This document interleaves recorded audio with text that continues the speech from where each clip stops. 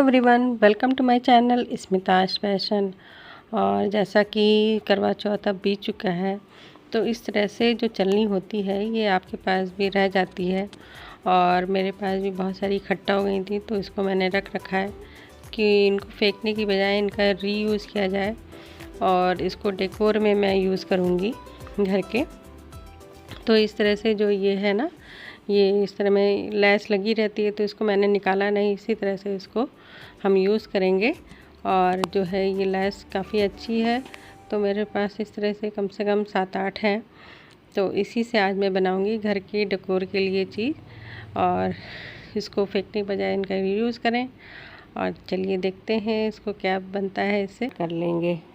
तो इस तरह से यहाँ पे मैंने इसको हल्के हाथों से इसको पकड़ते हुए निशान बना लिया है। जो अंदर का सर्कल है उसमें ही निशान बनाना है, बाहर के सर्कल में नहीं थे, तो उनको मैंने अलग अलग चटनी पे अलग अलग शेप में इसको चिपका दिया है।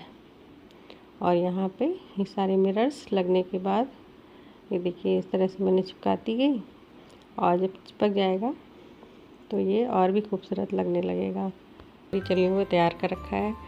और आपको मेरा ये वीडियो कैसा लगा कमेंट करके ज़रूर बताइएगा। और ये जो मैंने कलरफुल हैं तो देखने में इतने अच्छे लग रहे थे, अब हम इसको यहाँ पे लगाएंगे। ये मेरा बंदरवार है, इसको भी मैंने ही बनाया था, तो सोच रही हूँ वहाँ पे पहले लगाऊँ बंदरवार, फिर इसको नीचे टी लाइट लगाऊँगी। मगर लगा के देखा तो अच्छा नहीं लग रहा था, तो मैंने उसको वहाँ से हटा दिया है। अब सिर्फ मैं ये टी लाइट जो चलनी से बनाया है शेप के हिसाब से इसको मैंने लगा लिया है।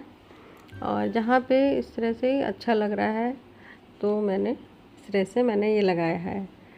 और देखिए इस तरह से लगाने के बाद बहुत ही अच्छा लगने लगा था, और ये लग ही नहीं रहा था कि ये मैंने चलनी से बनाया है। उसके बाद मेरे पास ये ग्रीन कलर की लट थी, तो उसको भी मैंने इसके चारों तरफ लगा दिया है।